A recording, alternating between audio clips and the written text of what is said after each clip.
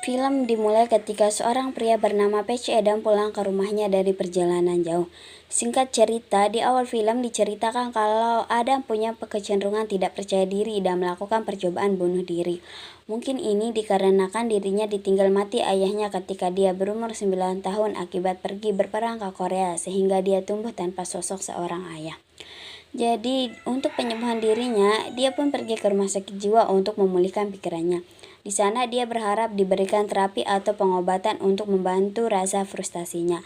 Tapi nyatanya dokter di sana pun tidak mendengarkan sama sekali ketika dia bercerita. Perawat-perawat di sana pun berkelakuan yang sama. Di rumah sakit itu tentu saja diisi dengan orang-orang yang gangguan kejiwaan yang macam-macam. Ada mencoba berbaur dengan semua termasuk teman sekamarnya yang bernama Rudy yang selalu berhalusinasi melihat sekelompok tupai datang menggigitnya. Dari teman-temannya yang kurang waras itu, ada malah mendapatkan beberapa pelajaran. Contohnya dari seorang pria yang bernama Arthur yang selalu menanyakan berapa jumlah jari di tangannya. Orang-orang termasuk para perawat dan dokter menganggap kalau Arthur adalah orang yang stres, tapi ada mencoba melakukan pendekatan dan bertanya langsung maksud dari pertanyaan jari-jari itu. Arthur pun menjelaskan kepada Adam tentang filosofinya yang sebenarnya punya makna yang sangat dalam. Kemudian pernah juga di suatu malam ketika Rudy teman sekamarnya ini pergi buang air kecil, tapi tidak berani ke toilet karena dia berhayal ada tupai di dalam kamar mereka. Adam yang tidak bisa tidur pun mencoba membantu Rudy dengan berpura-pura melihat tupai yang sama. Adam pun berpura-pura menembakkan pistol dengan membunuh semua tupai yang ada di kamar mereka. Ada memang tidak gila, ini semua dilakukan hanya supaya Rudy berani pergi ke toilet untuk buang air kecil.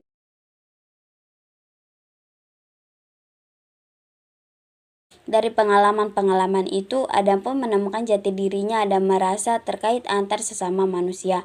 Dia pun pergi menemui dokter yang bertanggung jawab dan berkata dia akan keluar dari rumah sakit itu karena dia sudah tahu apa yang harus dia lakukan. Dia ingin membantu orang lain walaupun sang dokter melarang dengan alasan masih ada pengobatan yang harus Adam lalui. Adam tidak peduli. Toh, si dokter pun tidak membantu sama sekali. Kita pun berlanjut 2 tahun setelahnya, ketika Adam masuk ke Virginia Medical Universitas untuk mempelajari ilmu kedokteran. Walaupun dia terlalu tua untuk itu, Adam tetap dengan tujuannya yaitu membantu orang. Adam ingin menjadi dokter karena dokter berinteraksi dengan banyak orang. Karena dokter tidak hanya merawat tapi juga memberi nasihat dan harapan pada orang yang sakit. Pola pikir Adam bisa dibilang berbeda dengan mahasiswa pada umumnya. Ketika mahasiswa lainnya mengagumi pemikiran para dosen yang notabene adalah dokter, Adam agak kurang setuju. Saking kakunya suasana di Fakultas Kedokteran, seorang perempuan sampai menolak dengan judes ketika Adam ingin berkenalan dengannya. Alasannya, di situ dia pengen belajar bukan untuk dirayu oleh lelaki sebagai gantinya. Adam berkenalan dengan Truman, orang yang tertarik mempelajari tentang syaraf manusia. Adam dan Truman pun bercerita tentang satu sama lain. Ada mengemukakan ketidaksetujuannya pada sistem pendidikan di kampus yang mengizinkan mereka bertemu langsung dengan pasien pada tahun ketiga. 2 tahun di awal sisa hanya berkutat dengan buku saja. Untuk itulah ada mengajak Truman menyusup di tengah-tengah rombongan siswa tahun ketiga yang sedang belajar di rumah sakit. Tapi karena takut ketahuan dan dikeluarkan dari kampus, Truman memilih untuk pergi dan meninggalkan Adam dengan ide bodohnya. Adam pun dengan pede berbicara dengan para perawat kalau dia sedang belajar di rumah sakit itu. Ketika dia berjalan di lorong rumah sakit, dia pun melihat dosennya yang berjalan ke arah yang menyebabkan dia auto lari dan masuk ke salah satu bangsal. Ternyata di sana diisi dengan pasien anak-anak pengidap kanker. Dia pun langsung berkenalan dengan salah satu dari mereka dan menghibur anak-anak yang tidak beruntung ini. Suasananya pun jadi penuh ringan tawa dari anak-anak ini ketika Adam beraksi menjadi seorang badut. Namun, ketika suster memergoki aksinya di luar dari ruangan itu dan parahnya dia bertemu dengan dosennya dan dipanggil ke kantor. Di sana Adam diingatkan lagi tentang peraturan bahwa hanya mahasiswa tahun ketiga lah yang boleh praktek langsung di rumah sakit. Tidak sempat Adam kasih penjelasan, Pak dosen tetap menyuruh Adam mematuhi peraturan tersebut. Punya hasrat untuk menjadikan dokter saja tidak cukup karena saya menjadikanmu dokter, kata Pak dosen. Adam pun tidak bisa berkata apa-apa lagi. Di kelompok belajarnya, Adam seringkali bercanda dan membahas hal-hal di luar pelajaran, seperti kenapa para pasien dikenali karena penyakitnya bukan dengan namanya. Pembahasan seperti itu ternyata membuat perempuan yang bernama Karen ini tidak tertarik dan memilih untuk pergi. Adam pun lalu menyusulnya dan meyakinkan Karen kalau menjadi seorang dokter tidak cukup kalau hanya modal ilmu medis, tapi Karen tidak mendengar apapun yang dikatakan Adam karena yang dia pedulikan adalah nilai ujiannya yang harus bagus. Di pelajaran praktikum pun Adam sering bercanda ketika teman-temannya serius belajar. Di lain hari, walaupun dilarang dosen, Adam tetap datang ke rumah sakit untuk menghibur anak-anak pengidap kanker dan juga para perawat yang ada di sana. Kehadiran Adam membuat suasana rumah sakit yang tadinya suram menjadi penuh tawa. Sementara itu di kampus, hasil tes pun keluar. Karen yang gila belajar sampai sering tertidur di meja belajarnya hanya mendapatkan nilai 79, sedangkan Adam yang dia pikir mahasiswa idiot mendapatkan nilai 79. Karena hal itu, cara pandang Karen kepada Adam pun berubah. Kali ini dia lebih membuka dirinya untuk berteman dengan Adam. Karen tetap menyaksikan lelucon-lelucon Adam. Bedanya kali ini dia mau menuruti apa yang dikatakan oleh Adam. Adam pun mengajak Karen bagaimana cara dia melakukan pendekatan emosional dengan para pasien. Seorang tua yang dulu suka berburu dikejutkan dengan kehadiran Adam, Truman, dan juga Karen yang membawa balon yang berbentuk binatang, sebuah hal kecil yang menghibur buat orang tua yang sedang sakit ini. Sepulangnya dari misi menghibur hati para pasien, Adam bilang belak-belakan kepada Karen kalau dia suka padanya, tapi Karen tidak menjawabnya. Di hari lain di rumah sakit, Adam mencoba masuk ke kamar 305, kamar yang dihuni oleh Mr. Davis yang sedang sakit kanker pankreas. Mr. Davis terkenal selalu marah-marah pada suster, tapi Adam mencoba masuk ke dalam. Dia pun bernyanyi buat menghibur Mr. Davis, tapi sayang Adam dapat amukan dan dia berlari ketakutan. Para suster yang sudah mengingatkan Adam pun tertawa melihat Adam yang ngos-ngosan keluar dari kamar itu. Di lain hari, Adam ditegur oleh dosennya ketika dia menghibur seorang anak kecil. Adam pun diingatkan lagi larangan untuk datang ke rumah sakit sebelum menjadi siswa tahun ketiga. Saya datang ke sini hanya menghibur pasien, kata Adam. Kalau kau mau jadi badut, pergi ke sirkus, jangan jadi dokter. Pasien tidak butuh teman, pasien tidak butuh badut. Yang mereka butuh adalah dokter, kata Pak dosen. Karena nilai Adam yang selalu tinggi di kelas, Adam pun juga selalu dicurigai karena tidak pernah terlihat belajar. Ternyata teman sekamarnya yang mengatakan hal tersebut kepada Pak dosen. Adam pun lalu melabrak Walsh, teman sekamarnya, untuk klarifikasi dan memang benar ternyata Walsh lah yang mengadukan Adam karena menilai Adam harus tidak lebih dari dirinya. Hal itu karena Adam tidak pernah terlihat memegang buku untuk belajar dan lagi Adam hanya sibuk tertawa bersama pasien yang menurut Walsh tidak pantas dilakukan di rumah sakit. Karena tugas seorang dokter adalah mempersiapkan dirinya untuk menyelamatkan nyawa orang. Truman pun setuju dengan pernyataan Walsh karena rumah sakit penuh dengan orang yang sakit dan sakarat. Truman juga menyuruh Adam untuk berhenti dulu melakukan aksi hiburannya di rumah sakit. Adam cuma mengangguk setuju. Apakah Adam berhenti? Oh tidak, Adam malah mengejutkan satu rumah sakit dengan datang berpakaian malaikat untuk menghibur pasien paling galak yaitu Mr. Davis. Dengan caranya, Mr. Davis pun terhibur dan tertawa melihat Adam. Para suster pun kaget melihat dan seakan tidak percaya melihat Mr. Davis bisa tersenyum melar karena Adam. Di lain hari ketika kuliah, dosen mengumumkan bahwa kampus mereka akan menjadi tuan rumah untuk pertemuan para dokter spesialis kewanitaan. Sebagai kehormatan karena mendapatkan nilai paling tinggi, Adam pun ditunjuk untuk menyiapkan sambutan. Yang dilakukan Adam untuk penyambutan itu pun membuat gerbang raksasa yang berbentuk wanita yang sedang mengangkang. Sebuah lelucon baginya tapi tidak bagi Pak dosen. Setelah kejadian itu, Adam pun dipanggil dan dikeluarkan dari kampus karena apa yang dilakukan Adam adalah hal yang tidak bisa dimaafkan karena dianggap menghina tamu kehormatan kampus. Adam pun mengadukan ini kepada Pak Rektor. Adam memang dianggap melanggar beberapa peraturan dan mengabaikan perintah dosennya. Tapi apa yang dilakukannya di rumah sakit membuat Pak Rektor menimbang kembali pengeluaran Adam dari kampus. Karena berkat Adam, banyak pasien yang kualitas hidupnya berubah, apalagi bisa membuat Mr. Davis tidak marah-marah lagi sama suster.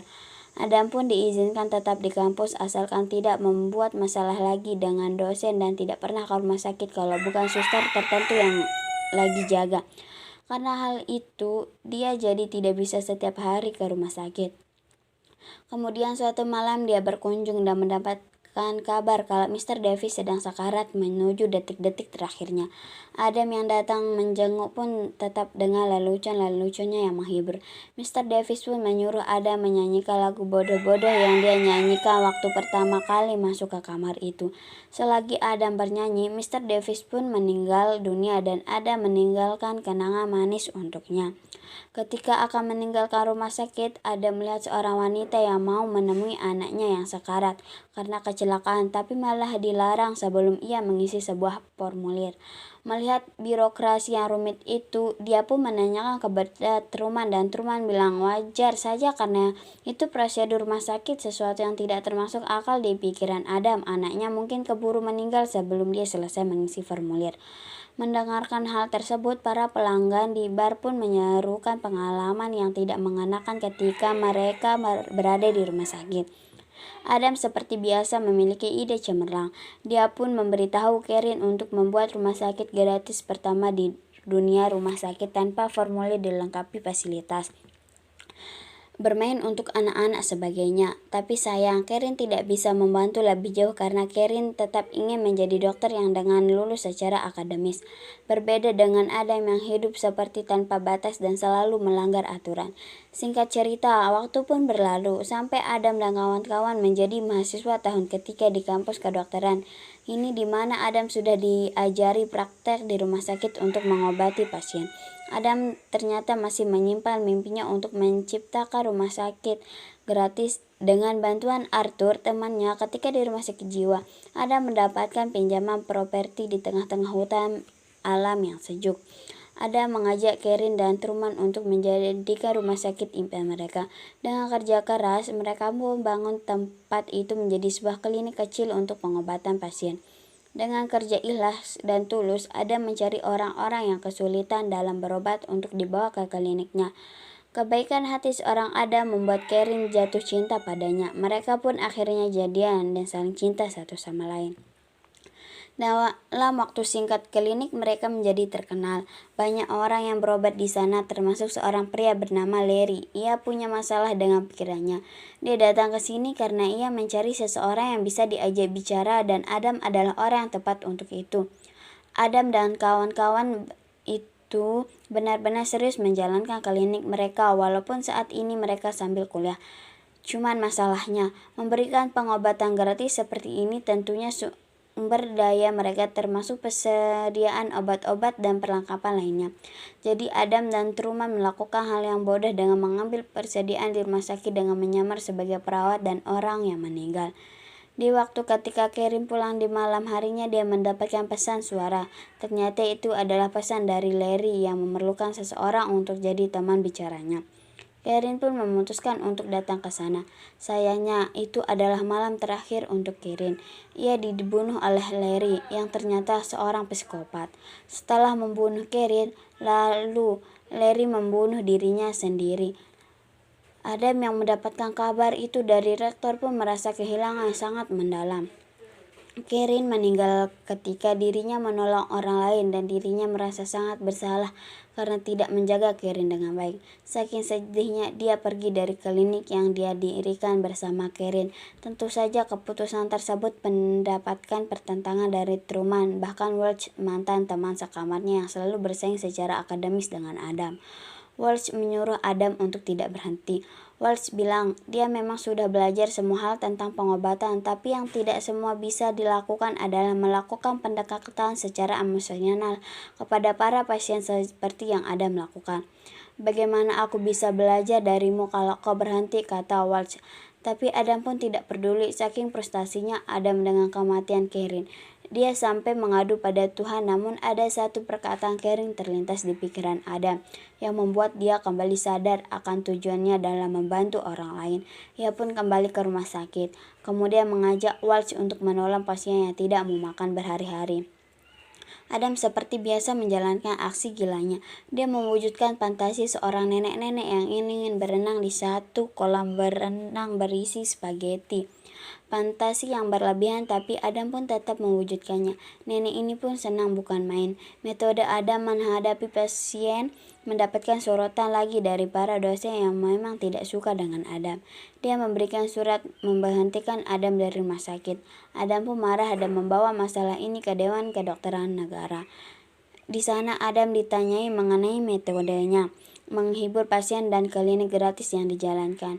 Adam mengakui bahwa dia membangun klinik ilegal tanpa lisensi dan juga menjalankan praktek kedokteran tanpa izin. Tapi itu dikarenakan mereka memang membutuhkan perawatan. Karena menurut Adam, jadi dokter bukannya cuma untuk menunda kematian, tapi juga meningkatkan keinginan untuk hidup. Jika seorang dokter mengobati penyakit, maka akan ada dua kemungkinan, ada yang gagal atau berhasil. Tapi kalian mengobati orangnya, percaya kalian pasti akan menang apapun yang terjadi, kata Adam. Dia juga menginspirasi semua siswa kedokteran yang hadir di situ. Apapun keputusan sidang, dia tidak peduli. Dia akan tetap menjadi dokter terbaik di dunia yang pernah kalian temui. Kalian bisa saja mencegah saya untuk mendapatkan gelar dan juga bukti, tapi kalian tidak punya hak atas semangat saya, kata Adam. Sebelum sidang diistirahatkan, Adam mendapatkan dukungan dari anak-anak penderita kanker yang dia hibur selama ini. Sebuah dukungan yang berarti buat Adam. Bukti kalau sebaiknya yang dia lakukan selama ini benar-benar tulus. Setelah istirahat, Dewan pun memutuskan bahwa tidak ada salahnya dengan metode yang Adam lakukan selama ini. Mereka malah senang dengan cara Adam dalam menangani pasien. Apalagi di kampus, Adam adalah pasien yang punya nilai tinggi. Jadi tidak ada alasan buat Dewan Kedokteran untuk menghalangi kelulusan Adam dari kampus kedokteran. Sidang ini pun dimenangkan oleh Adam. Dari sana Adam banyak mendapatkan dukungan dari semua orang yang hadir. Akhirnya Adam berhasil menyelesaikan studinya dan lulus sebagai dokter. Di acara wisuda ini Adam memodifikasi toganya menjadi pakaian yang bisa dipakai oleh dosen di rumah sakit, menutupi bagian depan tapi tidak menutupi bagian belakang. Aksi yang mengundang tawa yang keras dari para tamu undangan. Belasan tahun sudah Patch Adam membuka rumah berobat dan lebih dari 15.000-an orang dirawat tanpa biaya apapun alias gratis. Bahkan Adam 1.000 lebih dokter yang ingin meninggalkan praktek mereka dan lebih memilih untuk bergabung dengan rumah sakit Patch Adam.